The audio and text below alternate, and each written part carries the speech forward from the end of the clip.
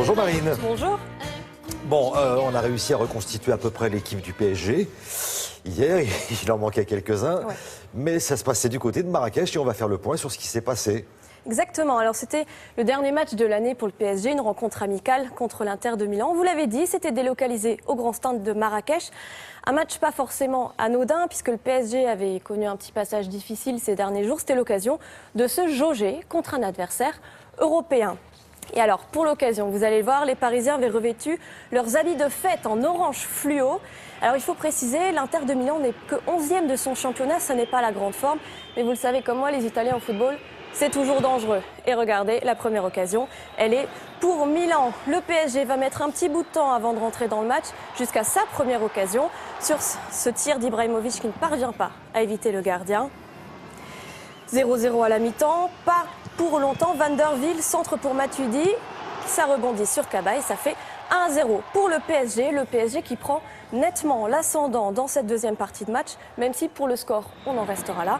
1-0, on ne pouvait pas rêver mieux pour finir l'année quand même. Très bien.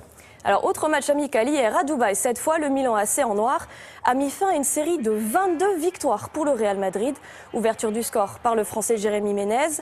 El Shaarawy double la mise quelques minutes plus tard.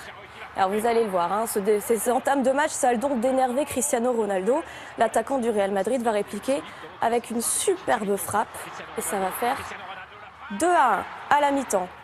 Et ça continue sur ce rythme au retour des vestiaires avec deux nouveaux buts pour le Milan AC. Doublé d'abord pour El Shaarawy, Il Faraone en Italie. Et puis une tête pour Pasini. Il y aura un pénalty marqué par Benzema pour le Real en toute fin de match, mais ça ne changera rien au score. Victoire 4-2 pour les Milanais. Alors on va passer au hockey maintenant. Il y avait une finale, je crois, hier C'est la soir. finale de la Coupe de la Ligue entre Grenoble et Rouen. Rouen victorieux l'année dernière. C'est la troisième fois que ces deux clubs s'affrontent dans cette finale. On en était resté à une victoire partout. On va voir tout de suite qui a remporté la balle hier. Alors les brûleurs de loups grenoblois en blanc mettent rapidement le feu à la patinoire. Premier but à la 4e minute.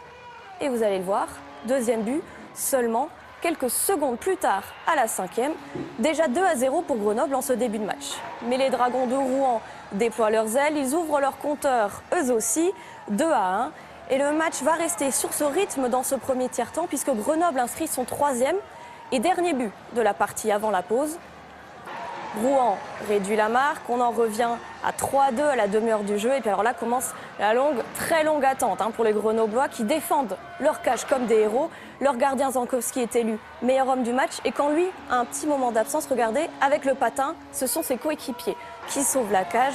Victoire finale 3-2 pour Grenoble qui soulève son premier trophée depuis 4 ans.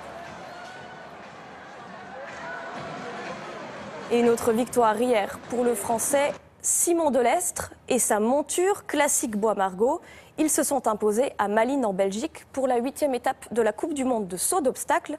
Le Français a réalisé un sans faute et le meilleur temps évidemment. À noter les bonnes places de ses collègues. Kevin Stott 6e, Roger-Yves Bost 8e. Kevin Stott qui est toujours 2e du classement général de la Coupe du Monde. Bravo, bravo messieurs. On continue avec de la F1 à présent, Marine. Alors de la Formule 1, des nouvelles de Jules Bianchi. Vous savez, le jeune pilote français a été victime d'un très grave accident lors du Grand Prix du Japon le 3 octobre dernier. Sa famille a publié un communiqué hier en cette fin d'année pour donner un petit peu de ses nouvelles. Le jeune pilote qui a été rapatrié en France à l'hôpital de Nice a été transféré dans une unité de rééducation. Il était avant en réanimation. Il est toujours inconscient, mais sa famille dit qu'il respire seul. Il n'a plus besoin de l'aide d'appareil. Ça, c'était des nouvelles qu'on avait déjà entendues il y a quelques semaines. La nouvelle, donc, c'est cette rééducation qui commence un programme sans doute très long. On lui souhaite d'aller mieux en 2015. Et on termine avec cette vague. Dans le point rouge, c'est Benjamin Sanchis, le surfeur. Ça s'était passé le 13 décembre dernier, vous vous souvenez, à Nazaré au Portugal. Alors à l'époque, on s'était dit que c'était peut-être la plus grosse vague jamais surfée. Oui. Et bien ça y est, c'est officiel. 33 mètres de hauteur, rendez-vous compte. D'ailleurs, on le voit, le surfeur était minuscule sur ce mur d'eau. Et Benjamin Sanchis entre donc dans le livre des records. Il peut et on le félicite et on souhaite le meilleur pour Jules Bianchi en 2015. Merci beaucoup Marine. Merci.